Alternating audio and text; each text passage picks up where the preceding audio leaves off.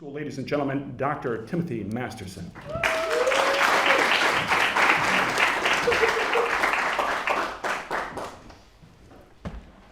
I'm nowhere near as entertaining or funny, so it's a little bit hard to follow. So if everybody wants to send out a happy birthday wish to my wife, her birthday's in 2 days, so I got to remember to get her a birthday gift before I leave. So if anybody has any ideas. All right. So I'm gonna. Raise your hand if you were at the meeting or saw any of the talks from last year. Okay, so last year you would have heard a talk from Dr. Larry Einhorn, who's a medical oncologist with us, and he talked a little bit about the evolution and the history of chemotherapy. So when I got the invite, I thought it would be kind of appropriate to kind of extend that from a surgical standpoint and talk about what is the evolution of how we manage the disease surgically. So that's what I'm going to try to address and see from a little bit of a perspective for those of you who said you have had an RPLND for metastatic testicular cancer. How did we get there? What did we do, and how did we modify what would have been done 50, 70, 100 years ago? So what we do know is over time we figured out what the natural progression of this disease is. So 95% of these tumors originate in the testicle, but there are those that do not. So you can develop testicular cancer from deposits of the germinal tissues in the retroperitoneum or in the pelvis. You can develop that in the chest or mediastinum. But for most of them, we know that the primary tumor is usually in the testicle. It then spreads to the retroperitoneal lymph nodes by way of that's the location which the testicles originated. So when the male embryo develops, the testicles are actually up high in the abdomen and they descend into the scrotum, bringing their blood supply, but also their lymphatic drainage with them. So when these tumors spread through lymphatics, they go to the lymph nodes in the retroperitoneum, and from there, then they can disseminate. There's a few unique aspects of germ cell tumor. For seminomas, they almost always will spread through those lymph nodes first. Whereas non-seminomas, they can bypass the retroperitoneum and either through hematogenous spread and go beyond the retroperitoneal lymph nodes to lung, brain, other places. So in that context, so let's look back and talk about where we used to be. So once upon a time, a long time ago, we didn't necessarily have serum tumor markers, although HCG was identified in 1927, AFP in 1956. We did not always have chemotherapy. That's been proven to be very curative in this disease. That wasn't really discovered until Dr. Einhorn published his first reports in 1977. We did not always have CAT scans, right? We image our disease with CT imaging. Those didn't come around until the 70s and more broadly distributed in the 80s. So how did we identify patients with metastatic disease? It was physical exam. Did you have a neck mass? Did you have abdominal fullness? Radiographic lymphangiograms were things that would be done, where they would inject contrast agents into the groins and lower extremities and then image them with just plain radiographs to try to see if that distribution of lymphatics looked altered. Chest radiographs as well. But most commonly, patients were staged in the 40s, 50s, and 60s surgically. So how would they do that? They would typically make an incision of some variety where they would make what's called a thoracoabdominal or a combined incision where you could open up both the chest and the abdomen, palpate the organs, and then assess for the extent of disease. And that's how it historically was done. Very different than what we do today.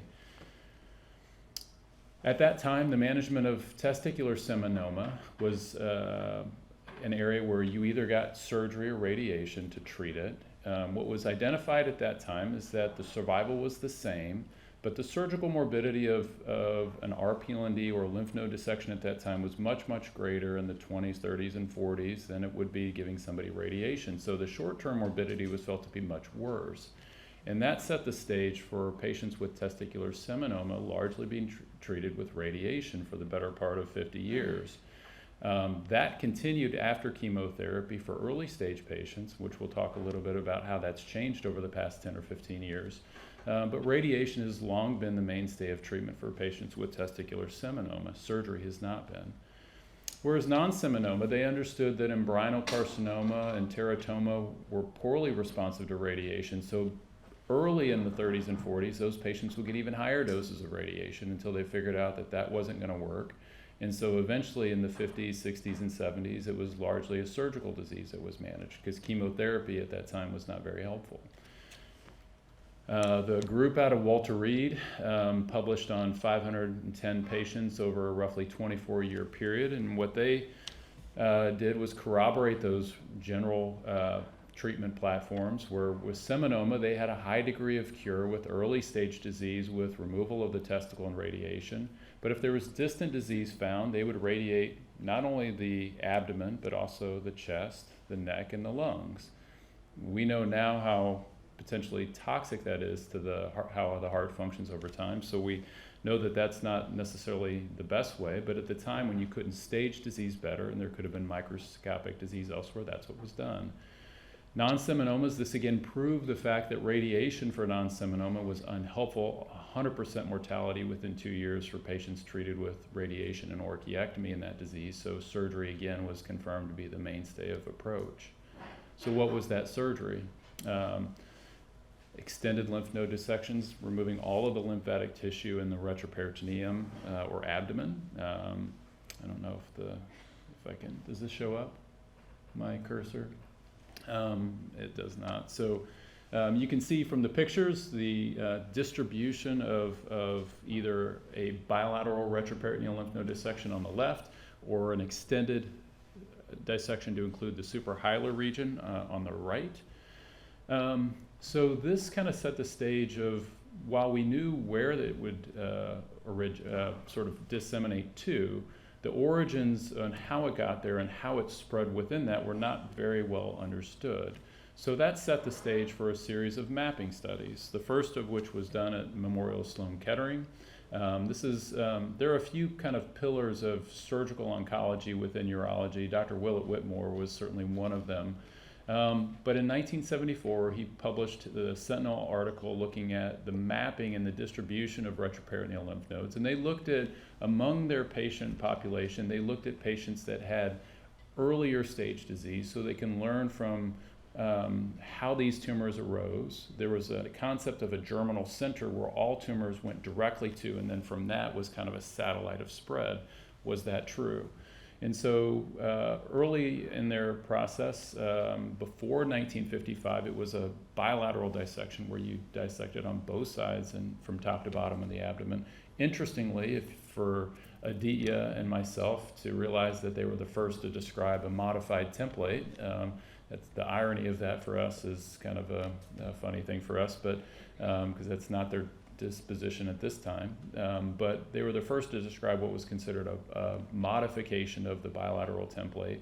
And this established a few things. It established the primary distribution of testicular cancers that were originated on the right versus the left, identifying an early stage disease that they rarely passed over to the contralateral side, from right to left or left to right primarily.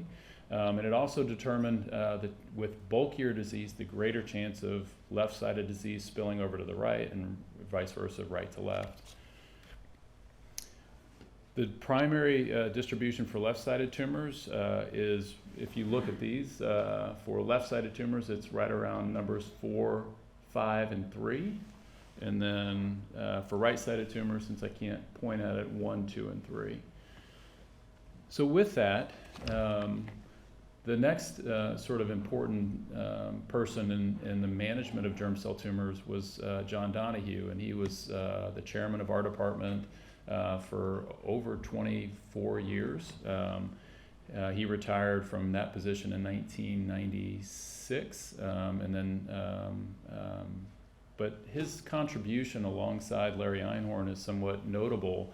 And in 1977, he described his technique for managing it. And so what was historically that large thoracoabdominal approach for surgical approach, he described what is more contemporary as just a midline laparotomy incision where you stay below the chest bone and down vertically. From a surgical standpoint, he described some of the most important things for us as urologic oncologists on how to successfully remove the nodal tissue without harming the blood vessels of the aorta and the vena cava. So his split and roll technique, this was the first description of it. It also set the foundation for what would be the next mapping study that was published a few years later. So in 1982, he published his experience in 104 patients that had what would be considered early metastatic disease. The way in which disease was staged at that time is a little bit different than what we would consider today, but the B1 versus B2 versus B3 designation roughly mirrors, in general terms, our staging today, but B1 was less than 5 lymph nodes and less than 2 centimeters. Greater than that was B2, and then disease that would be considered bulky or massive was B3. Generally follows some of our staging in a little less precise way. But he utilized what's considered an extended dissection, where he went both above the kidneys and below the kidneys to remove lymph nodes, and then he said, what did he find? So some of the big take-homes from this is that in early stage B1 disease, there was very limited involvement above the kidneys, so a suprahilar dissection wasn't needed. The lymph node packets between where the aorta branches, called the interiliac area, and the lymph nodes on the other side along towards the pelvis, those were not involved very often in early stage disease. And it was rare to have disease on the opposite side, very similar to what was described by Dr. Whitmore. So the take-homes from his publication eliminated suprahilar dissections, so that lymph node packets above the kidneys. The reason that's important is because there was a lot of risk of pancreatic injuries and greater morbidity from the surgery, so you could eliminate that in early stage patients. It identified the pathway and the importance of removing the remaining remnants of the spermatic cord. So when you divide the testicle, you divide the spermatic cord in the groin, not through the scrotum up high, but those blood vessels and lymphatics are the principal means in which cancer disseminates to these lymph nodes. So if you don't remove that, there's cancer oftentimes that can be associated with that, and you have a greater chance of recurrence. So removing that was important. And then it defined the risk of crossover, similar to what was described by Whitmore. It also emphasized the negative impact it had on fertility. So if you removed all these lymph nodes, all of these patients were proving not to have ejaculatory function, which has a direct effect on that. So why is that important? Well, if you can't ejaculate, you can't father a child. The University of Minnesota, interestingly, around this time was published one of the first descriptions of how to preserve those nerves. The details of that aren't really clear from their publication, but they did describe in 55 patients, 25 of them where they were able to preserve ejaculatory function. So the other thing that came up around this same time is the advent of chemotherapy. So the use of platinum-based chemotherapy in the 1977 publication as a part of a triplet drug therapy in what was called PVB at that time. This is some of the data in their first 50 patients. They had 74 complete responses and 26 partial responses. Why is that important? Well, one, for the advanced stage patient in which surgery was never going to cure them, you now have a cure. The other thing it does is it allows us to be more judicious with how we look at our surgical risks and morbidity, because now you have a salvage therapy that if you don't cure them with surgery, you have a backup plan. So that allows us to take into consideration a disease and the surgical approach to it and the morbidity that comes along with it. Can you start trying to reduce that? So with the advent of chemotherapy, it also changes the nature of surgery as well. For the first time, we described the idea of a post-chemotherapy retroperitoneal lymph node dissection, right? So patients who were otherwise had no curative possibilities with a non-seminoma, surgery was your only option. You went in and you tried to remove it all and hope for the best. Now you have chemotherapy. So now you're giving chemotherapy and you're having patients that are getting operated on following chemotherapy. So this is a description from Indiana with John Donahue and another gentleman by the name of Randy Rowland, where they describe for the first time post-chemotherapy retroperitoneal lymph node dissection, but also the fact that you have a lot more scarring, or what we use the term is desmoplasia after that. So it's a lot more of a difficult operation. The dissection planes are harder to develop, and there's higher rates of early and late complications from it.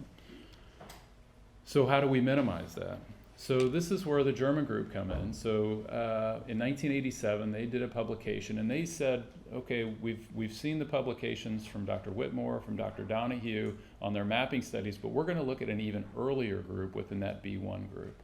So patients who have just single lymph nodes. Now, mind you, CAT scans have largely been implemented into the staging of disease. You get more radiographic information and planning, so they're taking that population of what they consider a group 1 with solitary lymph nodes. Group 2 is the initial B1 group from the Donahue study. But they looked at that and they said, okay, how do those tumors spread? When you have a solitary lymph node, how many times do you see disease elsewhere, and where does it localize? So from that, if you look at right-sided tumors, you can see that pretty much, if you can look at the aorta here, for right-sided tumors, it was none, in that study, no tumors were seen on the opposite side, and that's been corroborated in other studies. And if you have a left-sided tumor, it's very rare to see disease crossover as the principal location of that for left-sided tumors. So from this set the stage for implementation of what are considered modified templated surgeries for earlier stage disease. And why is that important? Well, when they did a follow-up study, they demonstrated that 95% of left-sided tumors and 97% of right-sided tumors, the disease of spread was confined only to those areas on the side of the tumor, not on the other side. So you can limit the dissection of a plane of dissection, and that resulted in a much higher rate of preserving ejaculatory function and fertility. So they're the first to really demonstrate this point. And why is nerve sparing important? Well, it's the preservation of the sympathetic nerve fibers that when you go through climax or orgasm of the brain, these are the nerves that are firing to the prostate saying release, deposit the semen and release it through rhythmic contractions. Without that, you don't ejaculate, so hence its impact on fertility. So if you do a modified template, this is a right-sided modified, this is a left, the nerves that course, there's 3 branches on the right, 3 branches on the left, and as they come together over the aorta, they can develop 2 common trunks that course as what are called pelvic nerves. But if you operate on the right side, you exclude the left-sided nerves. If you operate on the left side, you exclude the right-sided nerves, and that allows you to preserve those nerves for fertility. There's an advancement of this where you actually dissect out the nerves on one side or the other, and this is what's called a nerve-sparing RPLND. So this is the next iteration of nerve sparing. Instead of just excluding the nerves from the dissection, you can prospectively identify, dissect them, and preserve them on the side.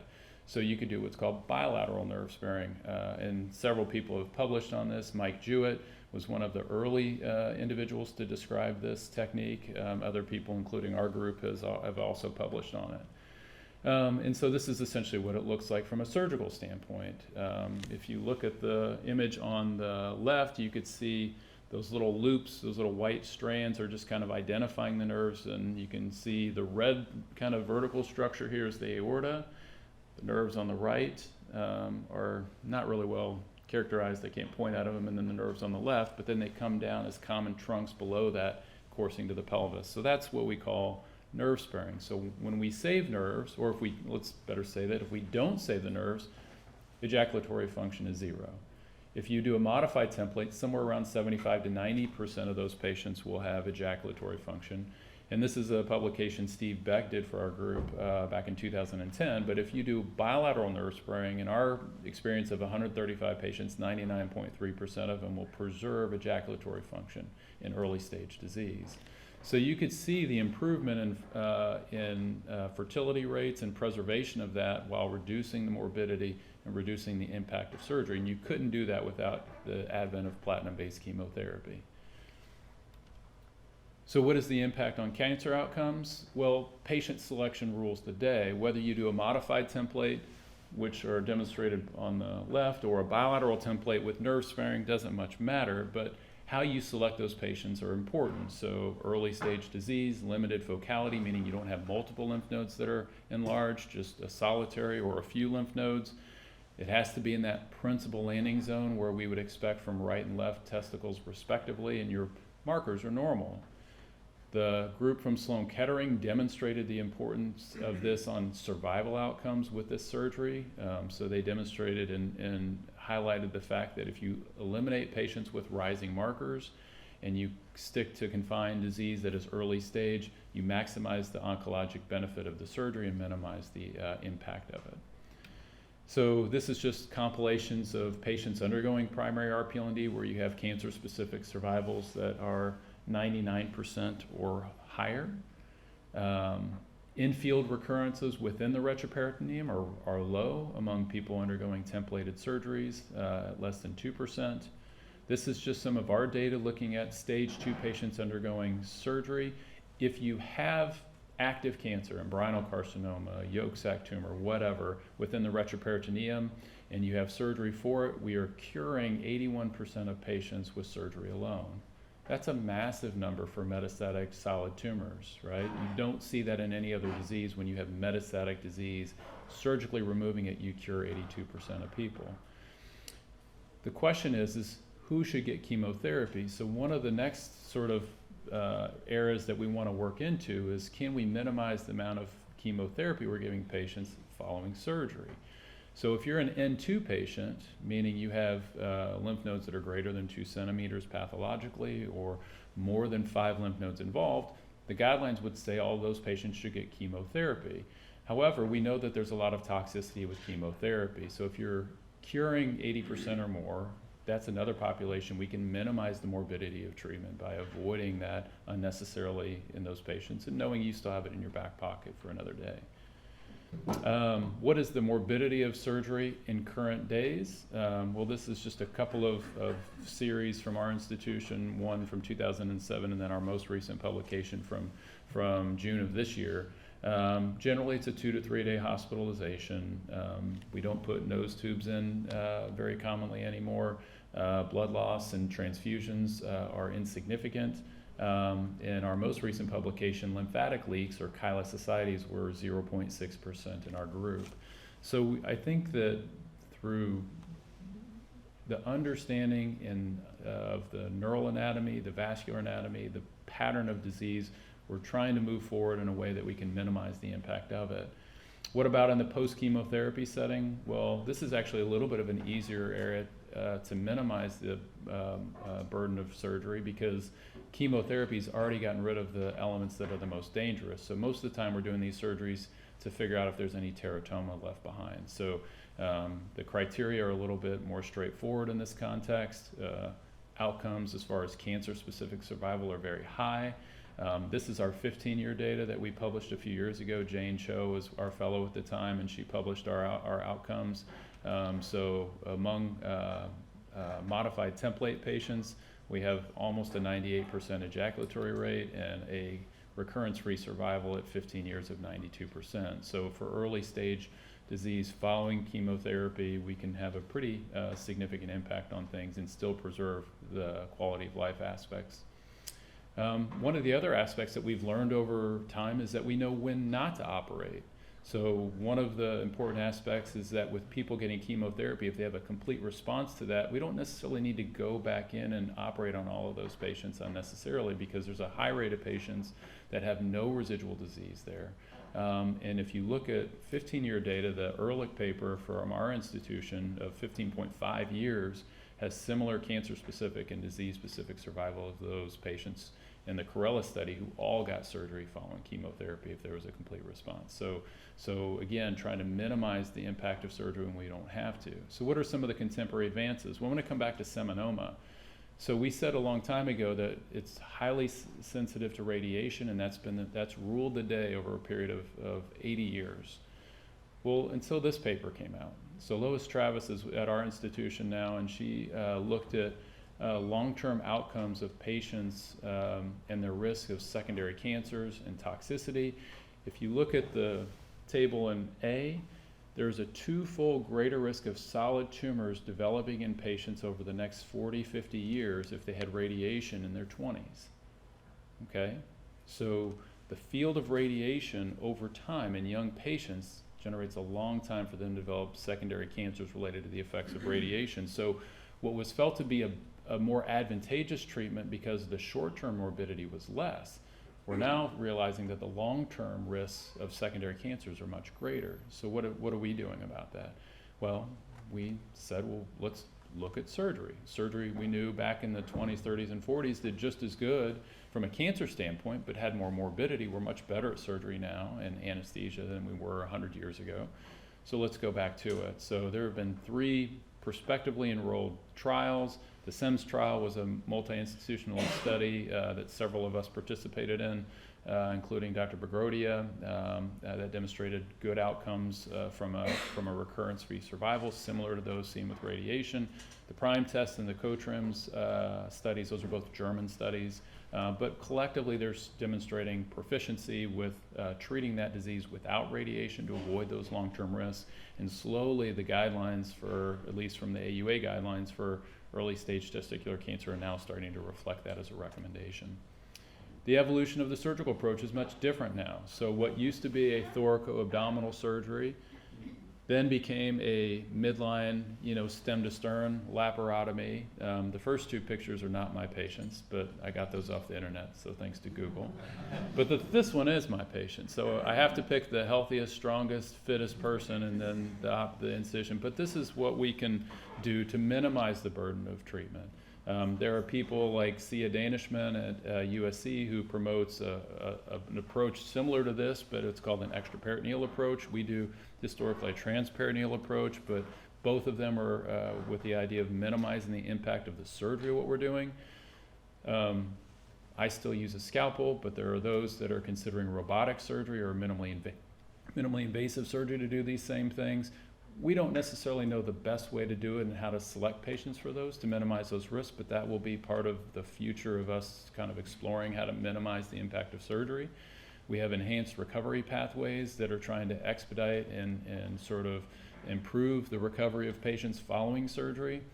And then just to finish up, to not take too much time, but what are some of the future directions? So Dr. Bagrodia can give you a lot more information through much more intelligent speech than I can, but microRNAs are little non-coding materials of genetic material that can be detected in the bloodstream. And so it's been demonstrated you can find it at elevated levels within seminomas and non-seminomas with the tumor in place. And then if you look across different stages of disease, you can see higher amounts of that in the blood circulation. So does that become a new tumor marker that we can use? We've been looking at circulating tumor DNA, so taking the genetic signature of your individual testicular cancer and then looking for those same genetic signatures in your blood. So there's Natera is a company that has done this in breast cancer, colon cancer, lung cancers.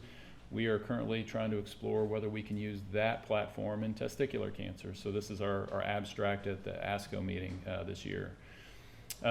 So germ cell tumor management in 2024 looks very different. Okay, we're not doing broad treatments with the hopes that they're impactful. We've got chemotherapies that work. We can stage disease better with markers, imaging, surgical approach when it's appropriate, chemotherapies when it's appropriate. So we've refined our ability to decide who should be operated on and who shouldn't. So understanding its dissemination, reducing the morbidity, improving our patient selection, and understanding our long-term risks has made a huge impact on how we approach this disease 100 years later. The future, radiomics, molecular markers, surgical tools, therapies for those who didn't respond to our typical platinum-based treatments, those are what we got to keep working on. So with that, I'm going to end and say thank you so much to the Testicular Cancer Awareness Foundation, to the group for the opportunity to participate, and I'll take any questions.